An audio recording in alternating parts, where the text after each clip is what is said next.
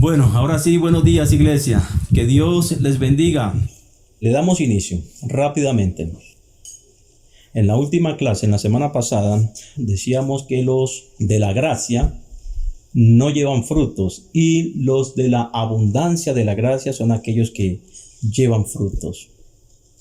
Un pasaje que describe perfectamente esta situación es el pasaje de las 10 vírgenes. Habían 10 vírgenes, las 5 prudentes y 5 insensatas. Y vemos que las prudentes tenían aceite de repuesto para sus lámparas, pero las insensatas no. Y dice que ambas estaban esperando al Señor. Esto quiere decir que ambas eran cristianas. Dice que mientras esperaban, cabecearon y se quedaron dormidas. ¿Qué quiere decir esto? Lo que quiere decir es que murieron. Pero cuando escucharon que el Señor venía, dice que se despertaron para recibir al Señor. ¿Qué quiere decir esto? Está hablando de la resurrección de los muertos. Estas se levantaron. Vemos que se levantan todas, tanto las prudentes como las insensatas. Todas se levantan para recibir al Señor. Pero mientras esperaban al Señor, se comenzó a acabar el aceite a las insensatas. Y entonces estas le pidieron aceite a las prudentes. Y las prudentes dijeron, no, ¿qué tal que nos falte a nosotros? Vayan y compren ustedes. Y dice que mientras estas salieron a buscar el aceite, ¿qué sucedió? En ese momento llegó el Señor y cerró la puerta. Y a su regreso, tocaron la puerta y el Señor les dijo, ¿y ustedes quiénes son? Nunca les conocí. Y se quedaron por fuera. Entonces vemos que aquellas que no llevaron frutos, el aceite en las vasijas, lo que representa son los frutos que deberían de llevar cada una. Entonces vemos que las prudentes llevaban sus frutos, pero las insensatas no llevaban frutos. ¿Quiénes eran las insensatas? Son aquellas que habíamos hablado, son aquellos que son salvos por confesión únicamente.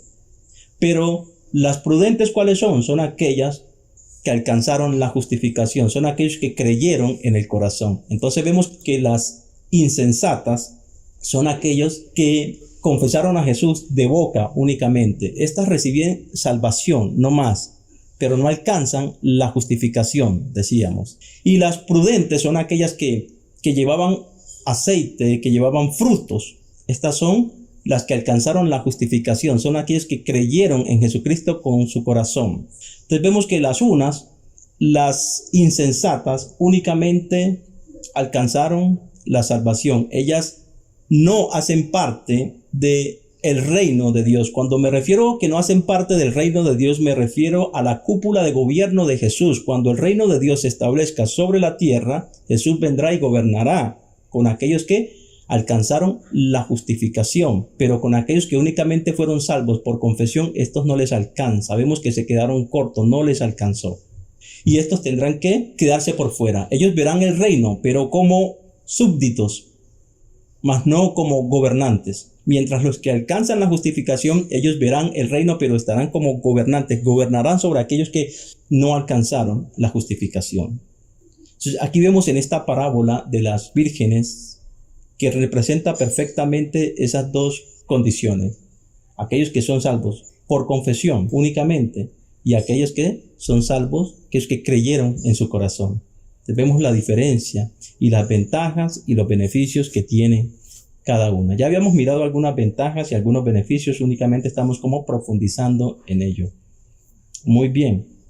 Entonces, aquellos que confiesan con la boca son únicamente falsos profesantes. Por eso Jesús también, hay una parábola que describe perfectamente esto. Jesús dice lo siguiente: no todo el que me dice Señor, Señor entrará en el reino de los cielos, sino aquel que hace la voluntad de mi Padre que está en el cielo. O sea, aquellos que llevan frutos. Entonces ya decíamos que los que son salvos por confesión de boca únicamente, estos no llevan frutos. Son salvos, mas no llevan frutos. Pero aquellos que creyeron en su corazón, estos sí llevan frutos. Cuando hablamos de salvación, quiero profundizar en ello.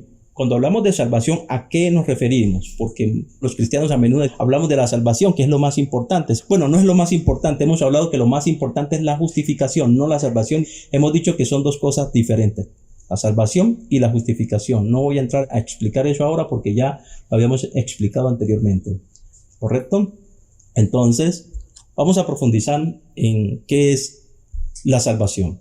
¿A qué se refiere cuando hablamos de salvación y justificación?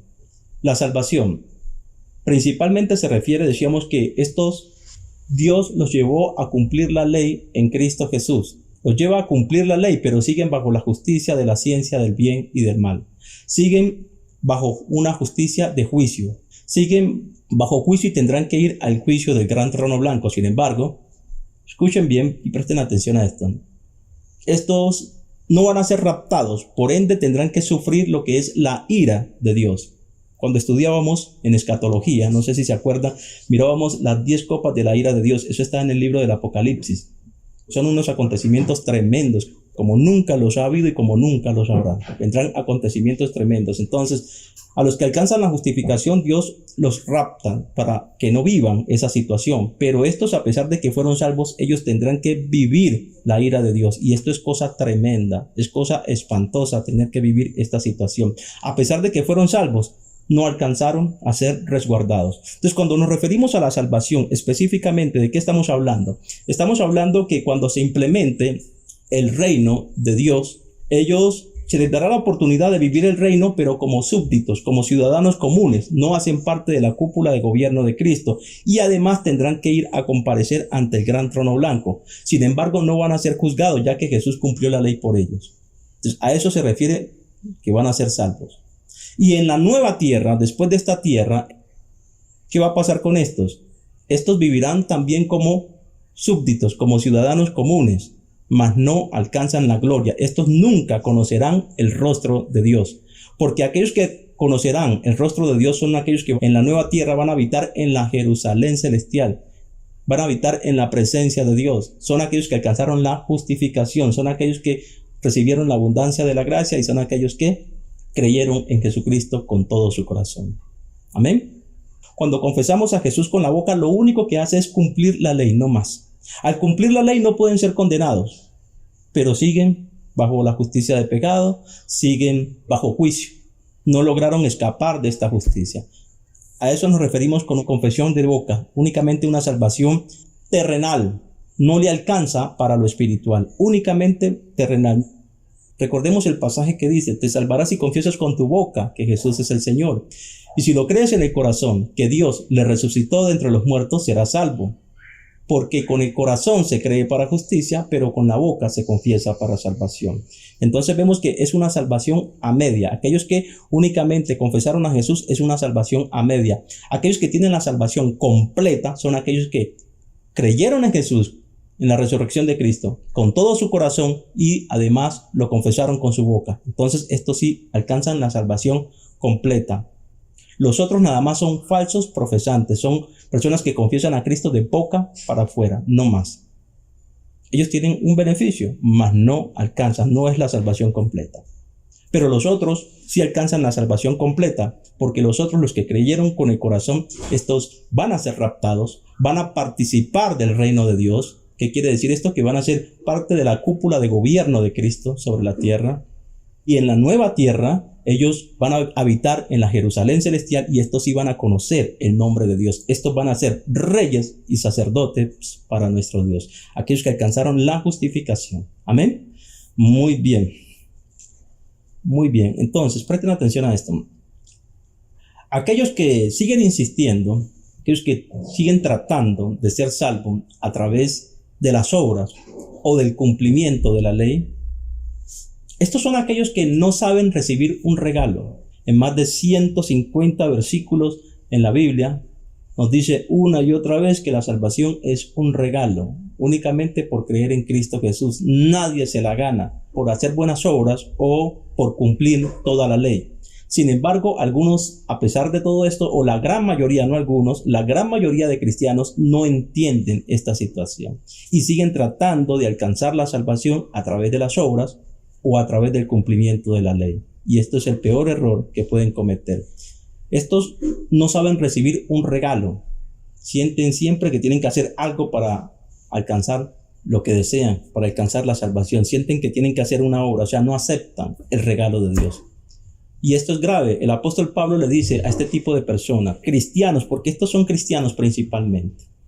En Romanos, en el capítulo 9, en el versículo 30 al 33 les dice, los gentiles que no buscaban ser justificados alcanzaron esa justicia. es decir, la justicia que es por la fe.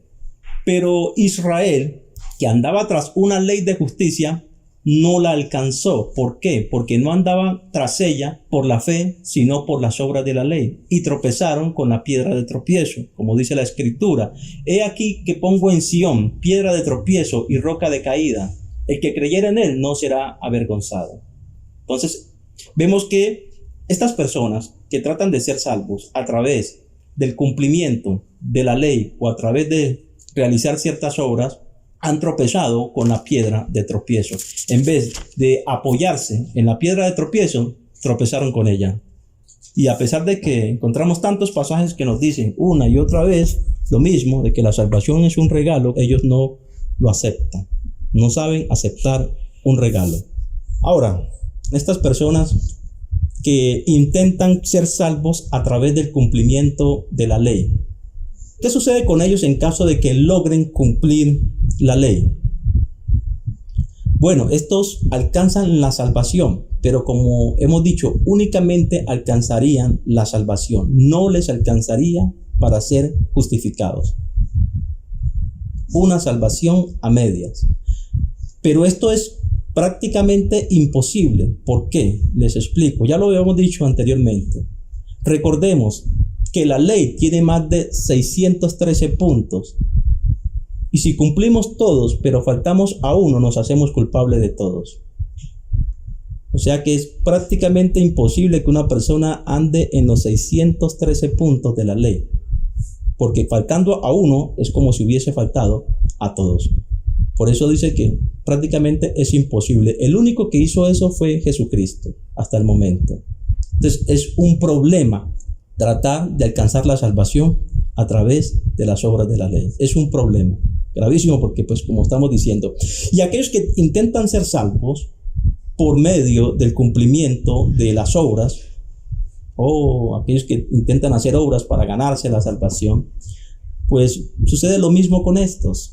También es otro problema, intentar ser salvo a través de las obras. ¿Por qué? Por lo mismo, porque entonces estos no tendrían que cumplir toda la ley. Sin embargo, tendrían que andar rectamente de acuerdo a su convicción, de acuerdo a lo que ellos consideran que es correcto, y tendrían que andar rectamente.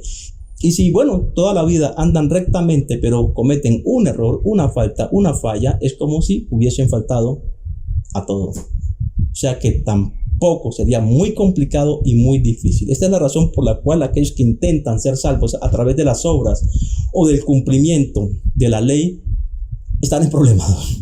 Es muy complicado.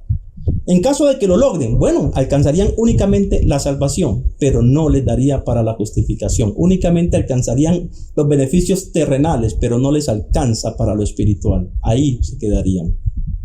Esta es la razón por la cual aquellos que intentan ser salvos por las obras o por el cumplimiento de la ley están en problemas, seriamente. Déjeme decirle que esto es muy, muy, muy peligroso, intentar ser salvo a través del cumplimiento de la ley o a través de las obras. Esto es muy peligroso y difícil, lo acabamos de ver que es supremamente difícil. Pero Dios nos lleva a cumplir esto resumidamente, únicamente cuando confiesan a Jesús nada más de boca para afuera, sin creer en su corazón, ya les consigue esta misma posición, o sea, ya les lleva a cumplir toda la ley. Sin embargo, nada más les lleva a cumplir toda la ley, pero siguen bajo la justicia de la ciencia del bien y del mal, siguen bajo juicio, pero no pueden ser condenados. Esa es la ventaja y el beneficio que tienen. A eso nos referimos con salvación. Pero cuando hablamos de justificación, aquellos que logran creer en el corazón que Dios le resucitó de entre los muertos y lo confiesan con la boca, estos son aquellos que alcanzan la justicia, y de esa manera Dios nos resumió todo. O sea, Dios nos lo simplificó, nos llevó a cumplir la ley únicamente por confesar a Jesús con la boca, y si lo logramos creer en el corazón, pues nos lleva a alcanzar hasta la justificación, una salvación completa. Amén.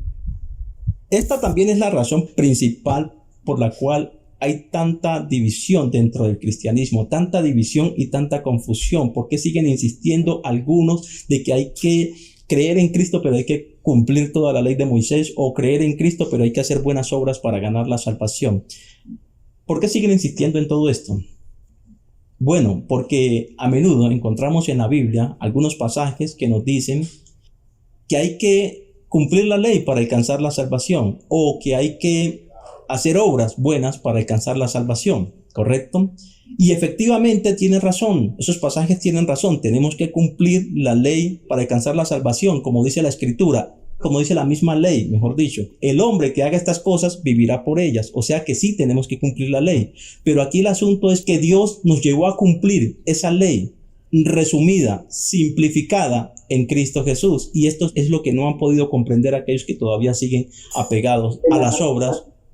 Y hay tanta confusión. Claro, encontramos esos pasajes que nos dicen que sí, que hay que cumplir la ley. Sí, que hay que hacer obras para alcanzar la salvación. Y están en lo correcto esos pasajes. Sin embargo, lo que no han entendido estas personas es que Dios ya nos llevó a cumplir esa ley.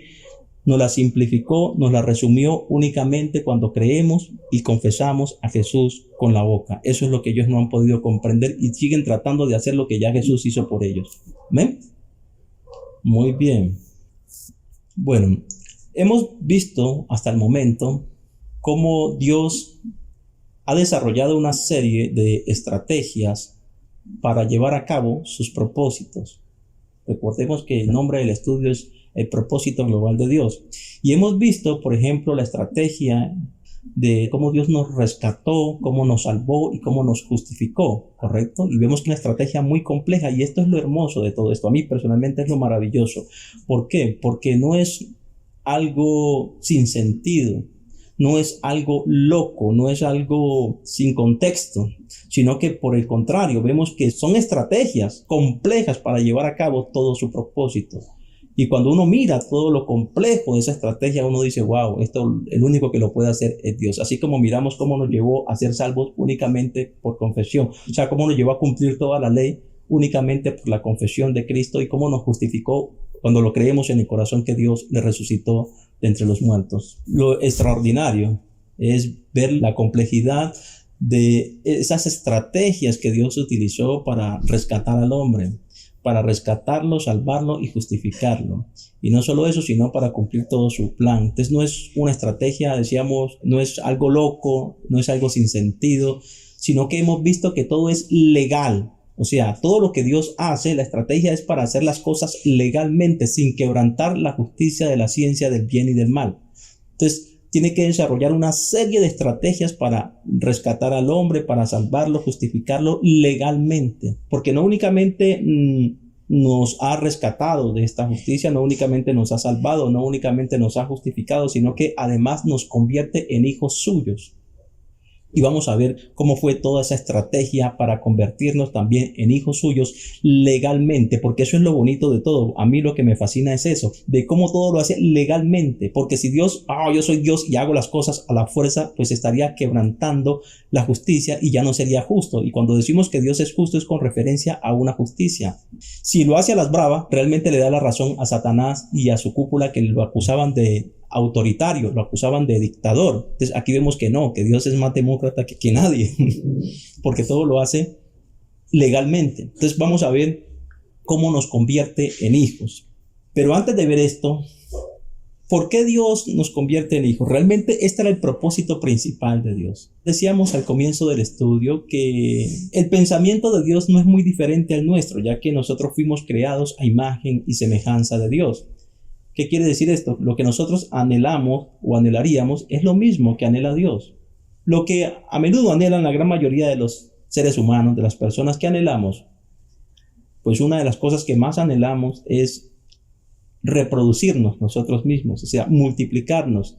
Dicho de otra manera, engendrar hijos para que sigan nuestro legado. Engendrar hijos y heredarlos. Con ese fin hizo toda la creación, únicamente para llevar muchos hijos a la gloria. Eso lo podemos ver en varios pasajes como el libro de Malaquías, en el capítulo 2, versículo 15, lo podemos ver también en Hebreos capítulo 2, versículo 10, en Romanos 8, 29, bueno, y en cualquier cantidad de pasajes lo encontramos a lo largo y ancho de la Biblia, tanto en el Nuevo como en el Antiguo Testamento. Vemos que este es el propósito principal de Dios. Piensa como pensamos nosotros. Entonces vamos a ver cómo desarrolló toda esa estrategia para convertirnos en sus hijos, así como mirábamos cómo nos justificó, nos santificó y nos rescató de la justicia de la ciencia del bien y del mal. Miremos cómo lo hizo. Bueno, primeramente llamó a un hombre llamado Abraham, a través de Abraham. y le dice a Abraham que salga de su parentela a una tierra que él le va a dar, una tierra prometida, una tierra de sobreabundancia que emana leche y miel. Y vemos que Abraham salió con su esposa y con un sobrino Lot, y bueno, salieron de la parentela y fueron a un lugar desconocido, sin rumbo, sin saber a dónde Dios los iba a llevar, pero únicamente obedeciendo. Y bueno, en todo esto Dios bendijo muchísimo a Abraham, pero Abraham ya era un anciano y su esposa Sara, pues también. Dice que Abraham tenía 80 años y Sara 70 años. Dios lo había bendecido en todo. Era un hombre muy rico, pero no tenía herederos. Entonces un día Dios le pregunta a Abraham, Abraham, ¿qué quieres que haga por ti? Y Abraham le responde, Señor, tú sabes, no tengo hijos, no tengo descendencia. Ese es el anhelo de cualquier persona. Imagínese usted, es una persona rica, adinerada, pero ¿a quién le va a heredar todo eso? ¿De qué sirve si no tiene con quién compartirlo? Así mismo piensa Dios. Dios es el dueño de todas las cosas, del oro y la plata, sin embargo no tenía con quién compartir todas sus riquezas, y para eso engendró hijos. Amén. Entonces vemos que Abraham estaba en la misma situación. Entonces le dijo, Señor, no tengo hijos, ¿y a quién le voy a dejar toda mi riqueza? Toda mi herencia pasará a mi esclavo Eliezer. Entonces Dios le hace la promesa de un hijo. Pero miren la condición de Abraham. Abraham tenía 80 años, la esposa tenía 70. Esto no es normal que a esa edad tengan hijos. Y dice además que Sara, la esposa de Abraham, ya tenía la menopausia. O sea, había sido estéril durante la juventud. Ahora ya tiene 70 años más la menopausia. Hablando humanamente, es imposible de que puedan tener hijos. No los tuvieron cuando joven, mucho menos ahora que son un par de ancianos. Sin embargo, Abraham creyó a Dios y esa fe le fue contada por justicia. Presten atención a esto. Entonces Dios le hace la promesa y le dice lo siguiente. Abraham, porque se llamaba Abraham y después le cambia el nombre por Abraham, que quiere decir padre de multitudes. Entonces le dice, te multiplicaré como los granos de la orilla de la arena del mar y como las estrellas del cielo. Así será tu descendencia. Y le dice además, a través de ti, a través de tu descendencia, serán benditas todas las razas de la tierra. Entonces, cuando habla que a través de su descendencia, no se refiere a muchas, sino que habla en singular, no en plural, no como si fueran muchas, sino en singular. Se refiere a una sola, y esta es Cristo. Esto nos lo explica el apóstol Pablo en el libro de Gálatas capítulo 3. Entonces vemos que le dice, a través de tu descendencia serán benditas todas las razas de la tierra. Y hemos dicho que esa descendencia es Jesucristo. Volvamos aquí con Abraham. Abraham le creyó a Dios contra toda esperanza, a pesar de que todo lo tenía en contra, hablando humanamente, para que se diera esa promesa. Tenía Abraham 80, Sara 70, en el momento de la promesa. Ahora pasaron 13 años más y la promesa nada que se cumplía. O sea que ya Abraham tiene 90 y pico y Sara ya 80 y pico. Y nada que se cumplía la promesa. Pero Abraham seguía creyendo a Dios, seguía esperando. Entonces Sara, viendo que prácticamente Dios no había sido capaz de cumplir esa promesa, Sara le dijo a Abraham, bueno Abraham, llégate a mi esclava Agar y embarázala, y cuando vaya a parir el hijo, que lo para en mis piernas, y así vamos a contar ese hijo como el hijo de la promesa. Y efectivamente así lo hicieron. Entonces nace el niño, pero cuando nace el niño le ponen el nombre Ismael. Y una vez que nace el niño, Dios le dijo, no Abraham, yo te dije un hijo de Sara. Y tuvieron que seguir esperando, pero Abraham seguía esperando en la promesa, a pesar de que ya cada año era prácticamente, las posibilidades se agotaban de que pudiera cumplirse la promesa. Pero Abraham seguía creyendo a Dios. Pasaron ya prácticamente 20 años, casi 19 años, 20 años prácticamente. Abraham ya tiene casi 100 años, 99 años para ser específicos.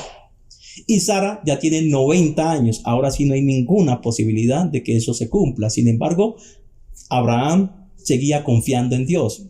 A raíz de la fe de Abraham, ya que esperó contra esperanza, Dios llama a Abraham padre de la fe. Escuchen esto. Dios llama a Abraham padre de la fe. Padre de todos aquellos que creen en la descendencia del cual hablaba la promesa. Y esta es Cristo, no olvidemos. En ese mismo año, pues ya Sara queda en embarazo y bueno, nace Isaac, que es el hijo de la promesa, el hijo de Sara. Dios le cumplió a Abraham. Entonces, aquí tenemos las promesas de Dios. Todas las promesas de Dios son únicamente hechas a Abraham y a su descendencia, no más. A menudo yo escucho, no es que yo tengo una promesa de Dios, por allá no, al otro, no es que Dios nos hizo una promesa, Dios me hizo una promesa. No se confunda con eso. Todas las promesas de Dios fueron hechas únicamente a Abraham y a su descendencia, no más. Entonces, para usted alcanzar o ser partícipe de esas promesas, tiene que convertirse de alguna manera en ¿qué? En descendiente o en hijo de Abraham para alcanzar, para ser heredero. De lo contrario, no podría. Entonces, aquí viene la estrategia. Escuche bien. Entonces, vemos que hay unos hijos de Abraham según la carne. ¿Cuáles son los hijos de Abraham según la carne? Bueno, Ismael, que fue el hijo de Agar, de la esclava. Ismael, como hijo de la esclava, escúcheme bien, hijo de Abraham, ellos tienen una promesa terrenal. Israel son hijos según la carne. Entonces, los hijos de Ismael, o sea, la descendencia de Ismael son los musulmanes. Entonces, los musulmanes son hijos de Abraham también, pero según la carne. Los judíos o los israelíes son hijos de Abraham también según la carne. ¿Por qué? Porque vemos que Abraham tuvo a Isaac, el hijo de la promesa. Isaac tuvo a Jacob y a Esaú, pero dice que rechazó a Esaú y tomó a Jacob. Dios le cambia el nombre a Jacob por Israel. Israel tuvo 12 hijos, entre ellos, para que se acuerden fácilmente, José, el que los hermanos lo venden, que estuvo en la cárcel, que siempre en la Semana Santa vemos las películas de José, ¿verdad? Bueno, a lo último termina siendo el segundo al rey, ya que se es amigo del copero. Después el copero lo presenta delante del rey y vemos que el rey lo pone como el segundo al mando, ¿correcto? Muy bien, ya todos conocemos. Bueno, entonces Israel tuvo 12 hijos, entre ellos José, Neftali, Rubén, y bueno, y todos ellos, todos los hermanos que lo venden, todos ellos son los hijos de Israel. Estos hijos de Israel se multiplicaron tanto que llegaron a conformar cada uno de ellos un estado.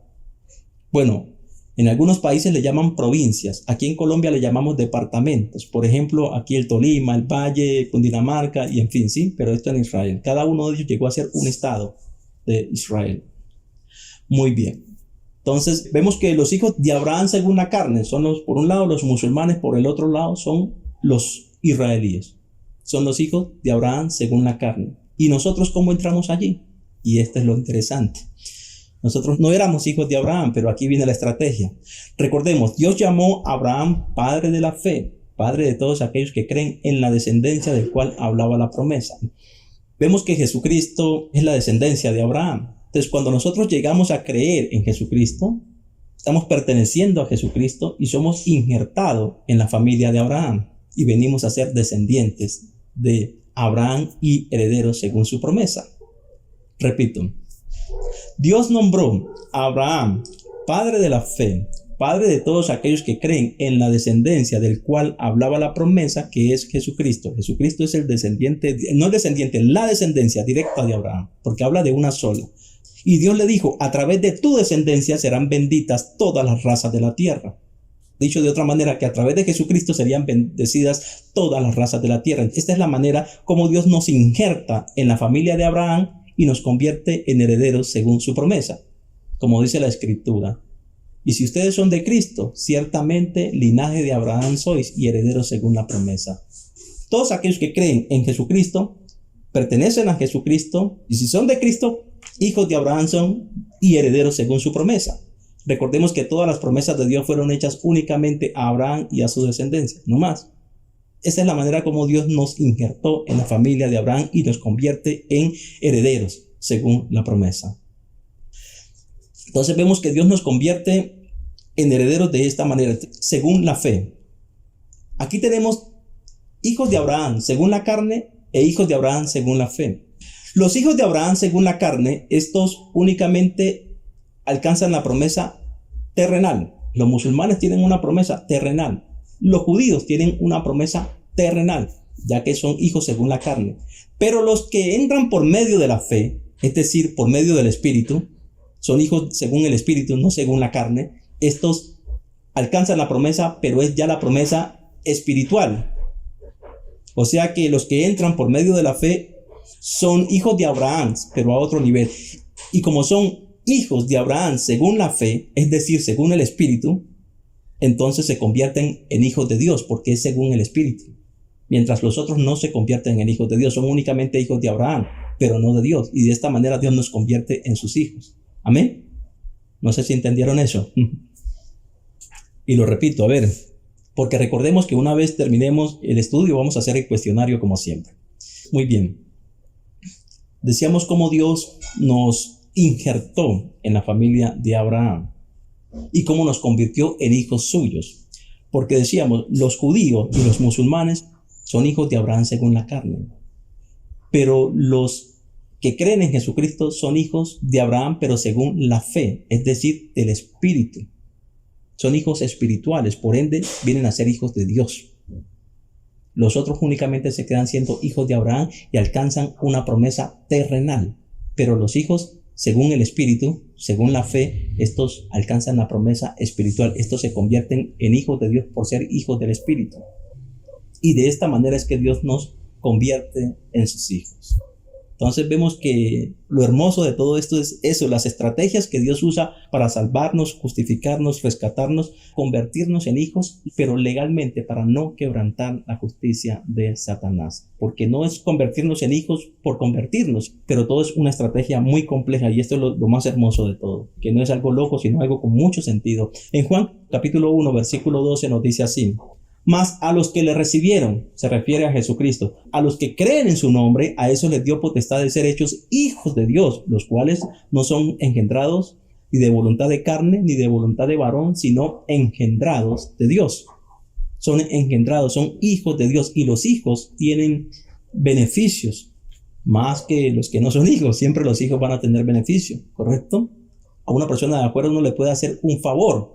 Entonces Dios le puede hacer un favor a los que no son hijos. Dios les hace un milagro. Dios es misericordioso para con todos. Pero cuando hablamos de los hijos, estos son los herederos. Ojo, entonces tienen unos beneficios tremendos. Y la única manera de llegar a ser hijo de Dios es por medio de Jesucristo. No hay otra manera.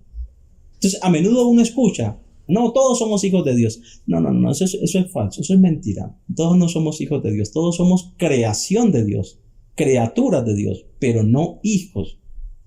La herencia es para los hijos. Como dijo también en Romanos, por allá en el capítulo 8, mas los que son guiados por el Espíritu de Dios, estos son los hijos de Dios. No es todo el mundo como algunos piensan. No, los hijos de Dios son únicamente aquellos que creyeron en Jesucristo con todo su corazón. Ahora, aquellos que confesaron a Jesús con la boca únicamente, aquellos que alcanzaron únicamente la salvación, o sea, la gracia y no la abundancia de la gracia, no la justificación, estos no son hijos de Dios. Ojo, los que confesaron a Jesús de boca para afuera, esos falsos profesantes. ¿Por qué decimos falsos profesantes? Porque únicamente confiesan a Jesús de boca para afuera, pero no lo creen en el corazón. Entonces, ellos son salvos, pero no alcanzan la justificación y no son hijos de Dios. Ojo, no son herederos. Ellos únicamente han cumplido la ley y hasta ahí nomás. Muy bien. Entonces, otros pasajes que nos sustentan lo que acabamos de decir, por ejemplo, lo encontramos en Romanos capítulo 9, versículos 6 al 8. Entonces nos dice: no todos los que descienden de Israel son israelitas, ni por ser descendientes de Abraham son todos hijos, sino en Isaac te será llamada descendencia. Dicho de otra manera, en Cristo te será llamada descendencia, ya que Cristo es la descendencia de Isaac y por ende de Abraham. Y termina diciendo en el versículo 8: y esto es, no los que son hijos según la carne son los hijos de Dios, sino los que son hijos según la promesa. Estos son contados como descendientes. No son los hijos según la carne, son los hijos de Dios, sino únicamente los que vienen por medio de la promesa. Los que vienen por medio de la promesa son los que entran por medio de la fe. Ojo.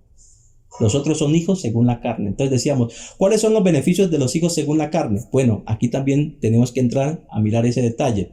¿Qué pasa? Dice la Escritura, los hijos de Abraham según la carne. Entonces, ¿son quiénes? Son los hijos de Ismael, en este caso los musulmanes, los israelíes y los salvos por confesión, ya que Jesús los injerta ahí.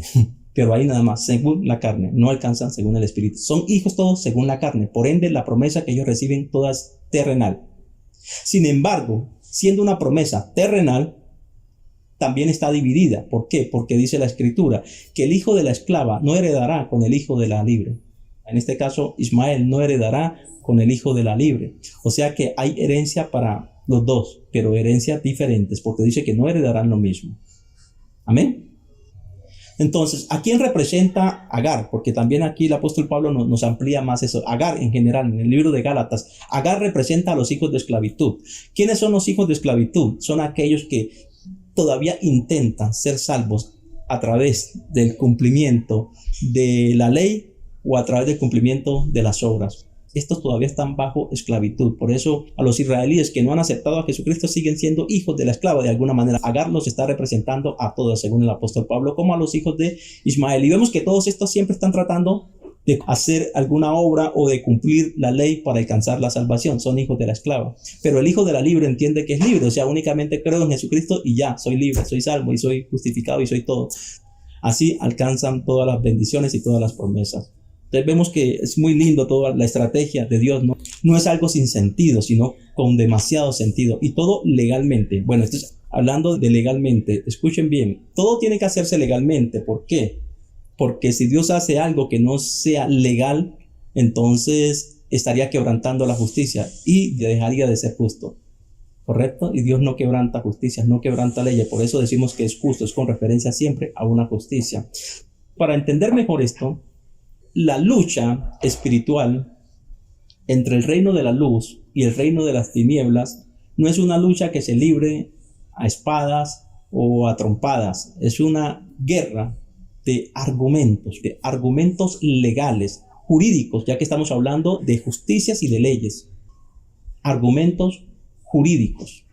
Si no conozco realmente cuáles son los argumentos con los cuales me debo defender del reino de las tinieblas de Satanás, si no conozco estos argumentos, ¿qué es lo que va a pasar? Voy a usar mis propios argumentos para defenderme de los ataques de Satanás y no van a servir. Porque no conozco realmente cómo se mueve el mundo espiritual y cuáles son las leyes y cómo debo de andar para acceder a ciertas cosas. ¿Correcto? Yo no le pido a Dios que intervenga en mi vida cuando legalmente no estoy apto para que Dios me defienda. Legalmente no estoy bien para que Dios venga y haga una intervención. Yo necesito prepararle el camino a Dios y usar los argumentos legales. ¿Para qué? Para que Dios intervenga y me pueda librar de los ataques de Satanás. Entonces, por eso es tan importante conocer cómo es que se mueve el mundo espiritual, porque de lo contrario no le voy a poder hacer frente a los ataques de Satanás. Por ejemplo, vemos que cuando Jesús fue tentado en el desierto, Satanás lo tienta con unos argumentos. Dice que Jesús ayunó durante 40 días, pero al final sintió hambre. Apareció el tentador y le dice: si en verdad eres el Hijo de Dios, convierte esa piedra en pan y come. Es un ataque de Satanás. Si Jesús hubiese usado un argumento de sí mismo, pues no va a servir. Pero Jesús, ¿qué usó? Usó los argumentos que el Padre había dejado, que es la palabra de Dios. Entonces Jesús le responde con la palabra de Dios y le dice: pero escrito está, Satanás, no solo de pan vivirá el hombre, sino de toda palabra que sale de la boca de Dios. O sea, Jesús está repeliendo ese ataque de Satanás con argumentos que el Padre dejó, con los argumentos legales que hay para ello. ¿Correcto? Después Satanás dice que lo subió al pináculo del templo y le dijo: si en verdad eres el Hijo de Dios, tírate de aquí allá, porque Dios dice en el Salmo que Él enviará a sus ángeles para que tu pie no tropiece en piedra alguna. Pero Jesús una vez más no usó sus argumentos, sino que le responde con los argumentos, con la escritura, con la palabra. Pero escrito está, Satanás, no tentarás al Señor tu Dios. Y una vez más Satanás lo tienta y le muestra todos los reinos de la tierra. Y le dice Satanás: mira, todo esto me fue dado. Si tú te postras delante de mí y me adoras, yo te daré todos los reinos de la tierra. Y Jesús una vez más le responde: apártate de mí, porque escrito está, Satanás, únicamente a Dios adorarás y solo a Él servirás. Eso fue una trompada, eso fue como... Lo atravesó con la espada, porque la palabra de Dios es la espada del Espíritu. Lo atraviesa con la espada y Satanás tuvo que irse hasta una nueva oportunidad. Por eso tenemos que hacer uso de las armas que Dios nos dejó, que es su palabra. No usar nuestros propios argumentos cuando estemos enfrentando ciertas situaciones. Por eso es que Dios dice: mi pueblo perece por falta de conocimiento.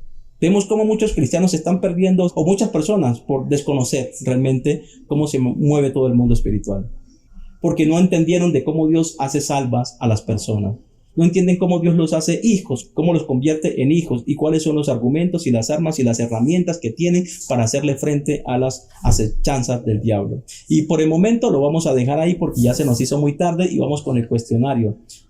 Entonces vamos con el cuestionario rápidamente. Los que quieran responder, abren su micrófono y pueden responder. Vamos a tratar de ser breves y rápidos en la respuesta. Primeramente, rápidamente, ¿cuáles son los cristianos que llevan frutos y cuáles son los que no llevan frutos? Según lo que estudiamos hoy, ojo, este cuestionario es la conclusión a lo que hemos estudiado hoy. Ahora sí lo escucho, pastor. ¿Cómo fue la pregunta? Bueno, la pregunta es la siguiente. ¿Cuáles son los cristianos que llevan frutos y cuáles son los que no llevan frutos? Según lo que estudiamos hoy. Poníamos un ejemplo del pasaje de las 10 vírgenes, las 5 prudentes y 5 insensatas. ¿Alguien se acuerda? Amén, pastor. ¿Ahí me escucha? Sí. Pastor. Bueno, uno por uno. Pero, pastor, ¿los justificados son los que llevan fruto? Los justificados son los que llevan fruto, correcto. Y los que no llevan fruto son aquellos que... ¿Los salvados? Los salvos, correcto. Muy bien, excelente. Bueno, entonces, ya Dianita contestó muy bien. Vamos a hacer otra pregunta rápidamente. ¿Por qué decíamos que tratar de ser salvos a través del cumplimiento de la ley o de las obras es un problema? Amén, pastor.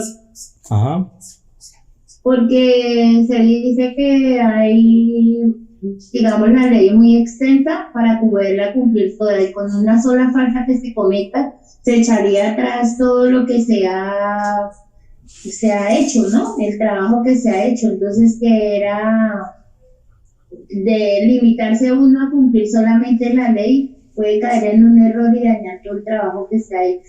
Pues en mis palabras, ¿no? Sí, correcto, muy bien, claro que sí. Listo, muy bien. Entonces, vamos con otra pregunta rápidamente. Decíamos que hemos hablado de aquellos que intentan ser salvos a través del cumplimiento de la ley, pero hay otros que intentan ser salvos a través del cumplimiento de las buenas obras. La pregunta es, que intentan ser salvos a través no del cumplimiento de la ley, sino a través de las buenas obras, ¿cómo tienen que andar para alcanzar esa salvación? ¿De acuerdo a lo que estudiamos hoy? ¿Ustedes quieren responder? Bueno, les voy a responder. Decíamos que estos que intentan ser salvos a través de las obras deben de andar rectamente de acuerdo a su convicción, de acuerdo a lo que ellos consideran que es lo correcto. Porque recordemos, como dice la Escritura, en el justo juicio de Dios, dice, dando testimonio su conciencia, acusándoles o defendiéndoles sus propios razonamientos. Es decir, que cada quien se juzgue a sí mismo de acuerdo a su conocimiento, de acuerdo a lo que crea. Por decir algo, para usted, ¿qué está bien y qué está mal? No, para mí está bien esto y mal esto. Entonces, bueno, ¿usted qué hizo? Lo bueno o lo malo de acuerdo a su propio conocimiento. No, yo hice lo malo. Entonces, en este caso, estas personas, escuchen bien, deben de andar de acuerdo a su convicción. Recuerde, porque dice la palabra que todo lo que usted haga en contra de su convicción es pecado. Entonces, estos tienen que andar rectamente de acuerdo a su convicción, según lo que ellos consideran que está bien. Pero si por alguna razón cometen un error, una falta, entonces, ¿qué va a pasar con ellos? Por ejemplo, los que no son cristianos, pero intentan ser salvos de alguna manera. Entonces, ellos tendrían que cumplir y andar rectamente según lo que ellos creen que es lo correcto. Pero si quebrantan o fallan en su convicción, perdieron todo. Si fallan en una cosa, es como si hubieran fallado en todas. Entonces, es muy complicado, muy difícil alcanzar la salvación por ese medio. Muy bien. Bueno, otra pregunta rápidamente. No se preocupen que preguntas lo que hay. ¿Por qué hay tanta confusión en la gran mayoría de los cristianos si tenemos o no tenemos que guardar la ley para alcanzar la salvación? Nosotros explicábamos ahora por qué hay tanta confusión. Unos dicen que debemos creer en Cristo, pero que también debemos cumplir la ley. Y otros que pensamos que no hay que cumplir la ley. Entonces, ¿por qué hay tanta confusión entre los cristianos en este sentido? Porque esto es causa de confusión y de discusión y de división del cristianismo también. De hecho, son de las principales causas de división del cristianismo.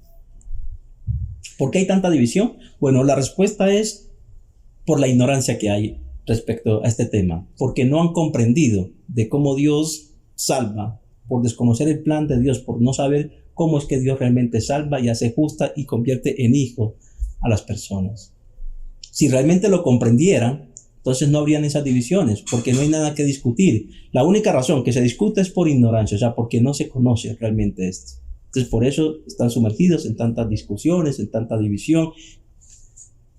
Muy bien, otra pregunta, rápidamente.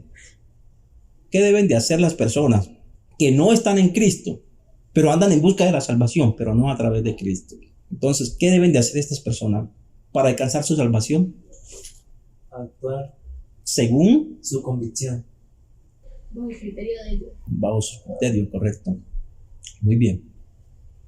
Si alguien quiere complementar eso, o sea, estamos hablando de aquellos que están intentando de alcanzar la salvación por sus propios medios y no por medio de Cristo. Entonces, ¿qué tienen que hacer estos para alcanzar la salvación? Lo que estos tendrían que hacer, por ejemplo, aquellos que se basan a la ley, estos tendrían que cumplir toda la ley. Y aquellos que intentan ser salvos a través de las obras, tendrían que andar rectamente de acuerdo a su convicción, de acuerdo a su criterio. Pero recordemos, si ellos llegasen a faltar en un punto, es como si hubiesen faltado a todos. O sea que estas personas prácticamente la tienen muy difícil. Y aún logrando cumplir toda la ley y andar rectamente dentro de su convicción, eso nada más les da salvación, ojo, pero nunca, de ninguna manera, alcanzarían la justificación. La justificación únicamente está disponible a través de Jesucristo, no más, no hay otro camino. Por eso Jesús es claro en esto, dice que nadie puede ir al Padre sino por Él. O sea, nadie puede conocer el rostro del Padre sino por medio de Jesucristo. Por eso dice, nadie conoce al Padre sino el Hijo, y aquel a quien el Hijo lo quiera dar a conocer. Porque únicamente los justos que van a estar en la Jerusalén celestial, estos van a ver el rostro de Dios. El resto no van a poder ver el rostro de Dios nunca, a pesar de que puedan llegar a ser salvos, mas no verán nunca el rostro de Dios. Amén. Muy bien. Otra pregunta, rápidamente. ¿Cuál fue el propósito principal de Dios? Desde el principio, ¿cuál fue el propósito principal? Lo decíamos ahora último, terminando casi. Decíamos que es algo que anhelan, la mayoría de los seres humanos anhelamos eso. Reproducirnos, hacer toda una. Bueno, listo, muy bien. Entonces, claro, decíamos que el pensamiento de Dios no es muy diferente al nuestro. Lo que nosotros anhelaríamos es lo que Dios también anhela, reproducirse. Sí, entonces el principal propósito de Dios fue multiplicarse, reproducirse, engendrar hijos. Otra pregunta. Bueno, creo que esta pregunta, que esto se me pasó por alto y no podrían responder porque no les dije nada acerca de esto y les voy a decir entonces. Escuchen bien esto.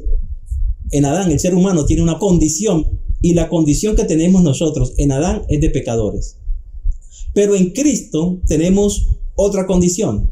Y la condición que tenemos en Cristo es que en Cristo Jesús nos encontramos santos, sin manchas e irreprensibles, completos y perfectos delante de Dios. Y nos encontramos también como hijos de Dios, herederos y coherederos con Cristo.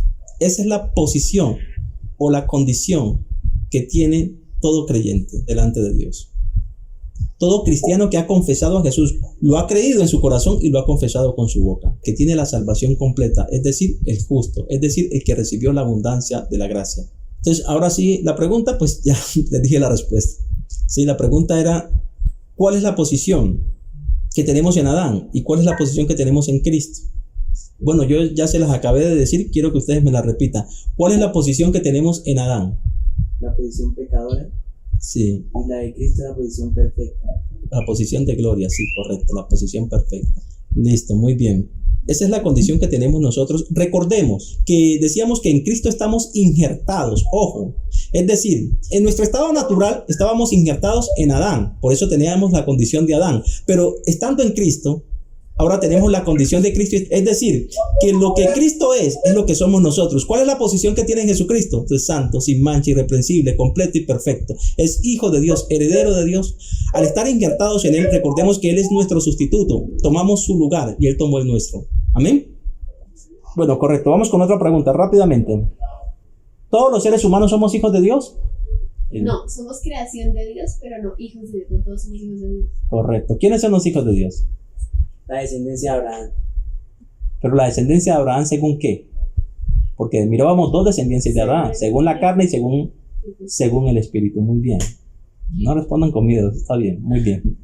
Ok, listo, muy bien. Otra pregunta, rápidamente. Bueno, nombremos algunos beneficios que tenemos como hijos de Dios. Son muchísimos, pero al menos 2 o 3 beneficios que podamos mencionar como hijos de Dios. ¿Alguien quiere responder? La salvación, pastor.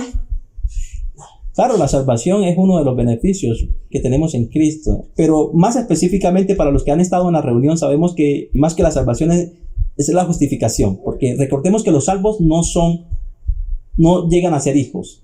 Hemos dicho, Sandrita, sino que usted no estuvo en las otras clases, hemos dicho que la salvación y la justificación son cosas diferentes. Los que alcanzan a ser salvos son aquellos que únicamente salvo, una salvación rasa, no completa, o sea, a medias. Son aquellos que confiesan a Jesús de boca para afuera, o sea, son falsos profesantes. Pero aquellos que creyeron en su corazón y lo confesaron, estos sí alcanzan a ser hijos de Dios y por ende alcanzan la justicia y por lo tanto tienen muchos beneficios. Pero normalmente, como siempre se ha entendido, claro, Sandrita tendría razón, sino que nosotros lo explicamos de una manera ya más profunda y diferente, ¿sí? Muy bien, entonces, ¿alguien más quiere responder eso? Nombrar al menos 2 o 3 beneficios que tenemos como hijos de Dios. Decíamos que los hijos tienen beneficios diferentes al resto, son hijos. Y por lo tanto, ¿son qué?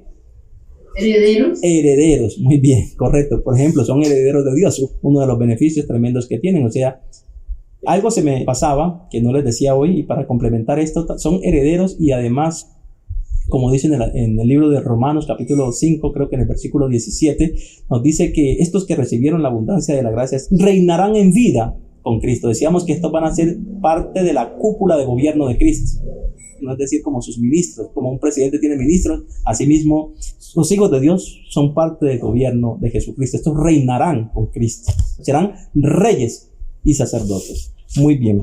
Otra pregunta rápidamente. ¿Cuál fue la estrategia que Dios desarrolló para convertirnos en hijos suyos? Más fácil, ¿a través de quién? A través de Abraham. A través Convirtió en herederos o descendientes de Abraham para podernos convertir en sus descendientes, en sus hijos. Correcto, muy bien, según la fe, muy bien. Claro. ¿Cuál es la promesa que reciben los hijos de Abraham según la carne? Es una promesa que decíamos es que terrenal, muy bien, correcto, muy bien. ¿Cuáles son los hijos de Abraham según la carne? Musulmanes. Los israelíes, dígalo duro. Los israelíes y los musulmanes. Muy bien, los israelíes y los musulmanes, muy bien, correcto. Y también los que son salvos por confesión, correcto, sí, muy bien. ¿Y cuáles son los hijos de Abraham según el Espíritu, según la fe? ¿Cuáles son los hijos de Abraham según el Espíritu, según la fe? Los que tenemos fe, los que mencionamos el nombre de Dios Los mencionamos y ¿qué más? y lo creemos que Jesús es nuestro Salvador. Sí, lo creemos en el corazón. Sí, los cristianos de verdad, los que han confesado y han creído en su corazón. ¿Estos son qué? Estos son los hijos de Abraham según el Espíritu y por lo tanto, sí, hijos, herederos y coherederos. Recordemos que las promesas de Dios todas fueron hechas a Abraham y a su descendencia únicamente. Muy bien. No, lo dejamos ahí.